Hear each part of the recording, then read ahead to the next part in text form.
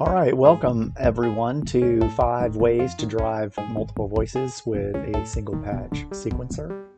There are a number of reasons why someone would want to both do that and know how to do that. The first one is that many of us are using VCV Rack as to get our feet wet, to prepare us for hardware. And even those of us who don't have plans to purchase hardware still want to use VCV Rack like we would have used if we had hardware. And often in real life, we don't have access to limitless sequencers. Many racks have a single sequencer, and it's very common to drive multiple voices with a single sequencer. But there's also another benefit in that you achieve cohesion when you are driving multiple voices from a single sequence, as you can imagine. So let's just get right into it. The most straightforward example is actually having 3 gate sequencers, and that you can see those here. And these are being randomized just for fun. But the key to this is sample and hold. So we can see the gate from here. This is the bass, lead, and kick. And so if we follow the gate here, we can see that it's going into a sample and hold. It's triggering a sample and hold. And the input to that sample and hold is the current pitch in the pitch sequence. And then that's going to go out to our voices. So it's very, very simple. And so let's go to the next example, which is grids. And grids is probably most known for and commonly used for percussion, gate sequencing, or drums in particular. But it's also quite popular for generative music. And it's because it can be randomized, and it also has this chaos function. And so what I'm doing with it is I'm using strip to randomize it. And what that's going to do is get different sequences coming through the triggers. And let's go ahead and move. Let's use this for our gates so we can hear it. And then so there's a couple things to probably point out. So the first thing is that there's swing. I'll come back to the pattern modes, but I should probably mention Olivier and Henry are 2 methods for interpreting the data that are in these X and Y tables. So behind the scenes, there is data behind these knobs. There are tables behind these knobs, and they're being looked up based on the values of X and Y. And then there are different ways of interpreting that, which is Olivier and Henry. So you'll get different rhythms and gates based on which of these you have selected. There's also the chaos knob. These 3 knobs are the density for each channel. And that's basically if you want more, if you want more kicks, you can turn this to the right. If you want less kicks, you can turn it to the left. And the chaos function modulates the channel density. Okay. And we'll talk about the Euclidean in a second. But the only other thing to mention here is that I've got these fills, which I'm modulating using the PG112. And what this module does is it creates gates, pulses of different widths, and it's triggered by the master clock. And I'm modulating it using step random, sample and hold. And it's the max gate length is 2 minutes. So I'm attenuating this. to about 70%. And what that gives, and it's exponential, so that ends up getting me about a maximum of 1 second gates. And then those are going into the fills and providing some variation. It's very, very nice variation. Let me turn this up. You didn't get to hear the other one. Let's see here. Let's turn this up a little bit so you can hear it briefly.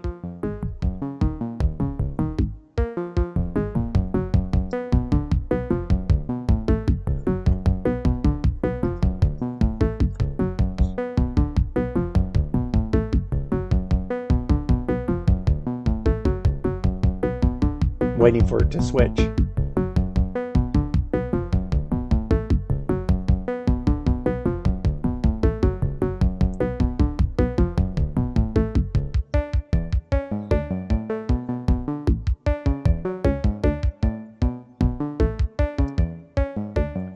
Okay. So you get the idea. And this is, I'm using OR gate to divide the master clock divided by 32. So master clock divided by 32 into OR gate dividing by 4. And then this is driving all of the randomization in the patch. So the next one is Euclidean. And for the Euclidean, let's go ahead and move these gates up here to this grids. And in this one, I'm in Euclidean mode, and I am modulating the number of steps in the sequence. And you'll be able to hear the variation that's going on in there. It's currently being randomized based on the end of cycle of this Euclidean sequencer. So let me discontinue that, and let me have this be triggered by the let's see, 32 times 4, 64, 128 clock pulses. There's a couple of reasons for pointing this out. First, Euclidean sequencing is a very common and popular method of gate sequencing. Also, Mylar Melodies has a technique that he uses for bass lines, and it's quite effective. What he does is he's modulating the number of hits in a sequence constantly, but since his bass line is based on a single pitch sequence, he's getting different numbers of bass hits, but they're all very similar and related back to that cohesion I was talking about. And so he can constantly vary the bass sequence through modification of the gates, all constant modification of gates, and it's still recognizable, and it's really cool. And he doesn't do this, but when I do it, I use the end of cycle for the Euclidean sequencer to trigger the next modulation of the hits. So that's what I had before when I had the end of cycle for the Euclidean sequencer, and you can see this changing. It's 16 hits for this sequence and then 11 hits. With his, it's just the hits is changing every clock pulse because he's randomizing every clock pulse.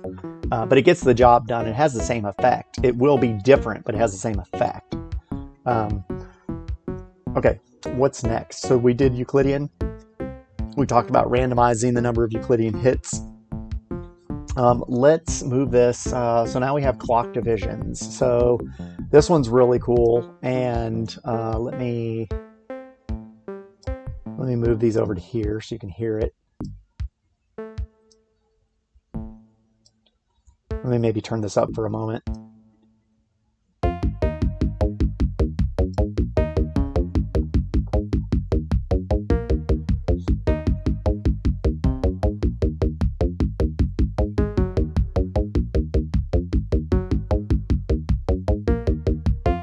Wait for the change.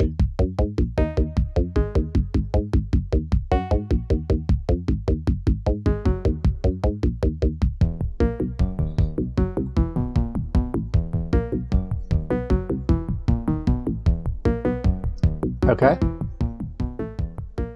And so this is fairly straightforward. It's actually not what I intended to build initially.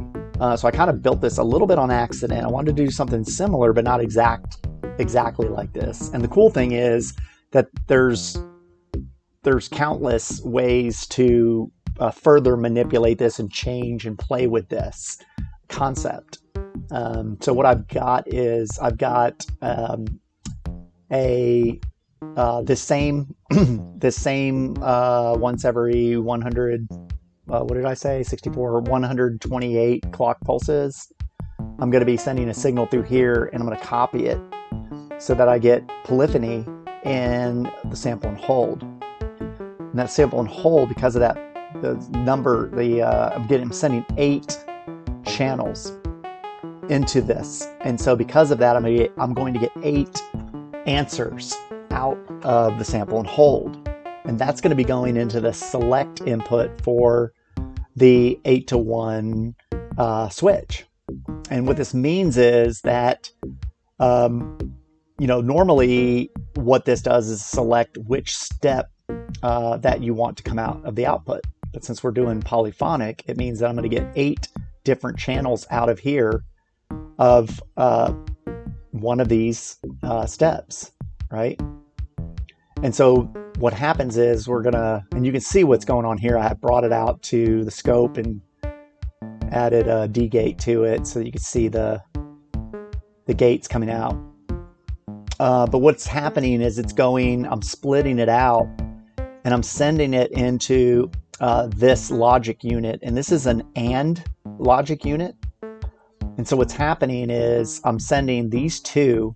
So what's happening is, one of these clock divisions is going to be coming into here, and another one's going to be coming into here. And so what I'm doing is I'm performing an OR check, and then if it's one of those two, then I'm going to get a gate, and in this case out to the base.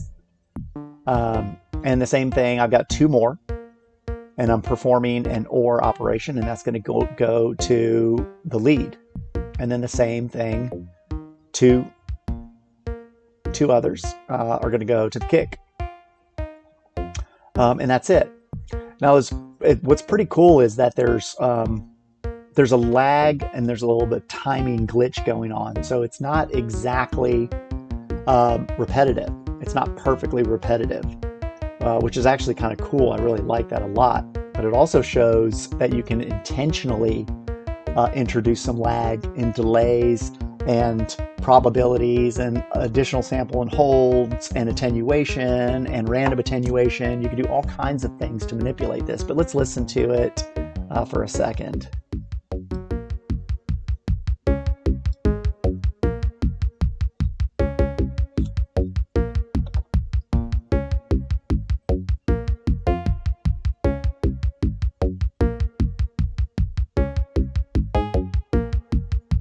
Just waiting for the change.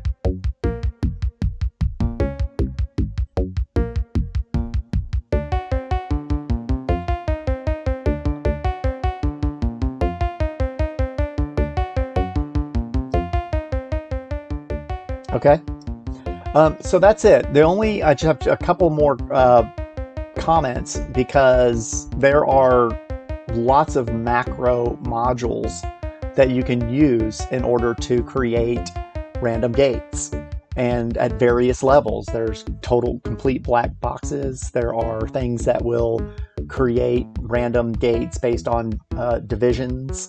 There's GridSeq or GridSec that has pitch and gates together. There are lots of sort of out of the box, off the shelf, black box type modules that will do this for you. But what you lose is the ability to control all this and get creative with it. Also, I think in many cases, in the real world, people have to often maximize and fully exploit what they have available to them. And gates are something that many racks have the ability to manipulate in a number of different ways with LFOs and so forth, sample and holds, ECAs. You can construct gates for this purpose out of what you have available and what's free, what you're not using, and so forth, as opposed to a shiny off-the-shelf black box solution that you don't understand. So that's the purpose of this video. I hope that you found it useful, and I'll see you in the next one.